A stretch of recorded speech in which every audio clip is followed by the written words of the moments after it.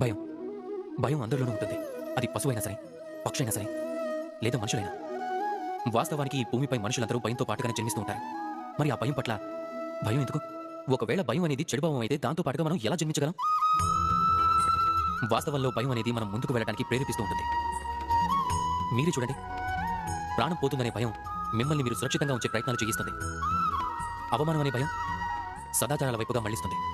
ఇష్టమైన వాళ్ళని పోగొట్టుకుంటామనే భయం వారి పట్ల మన బాధ్యతలు నెరవేర్చేలా ప్రేరేపిస్తుంది. కానీ ఈ భయం చెడుగా మారేది ఎప్పుడు అంటే, ఎప్పుడైతే మీపై ఆధిపత్యం చలాయించాలనే అవకాశం దానికి ఇచ్చినప్పుడు, అందుకోసం ఏ ప్రయత్నాలు చేయనప్పుడు. ఒకవేళ మీరు ఈ భయాన్ని ఉపయోగించుకోవాలి అంటే స్వయంగా ఈ భయంపై మీరే ఆధిపత్యం చలాయించాల్సి ఉంటుంది. కనుక భయం యొక్క హద్దులని చెరిపేయండి.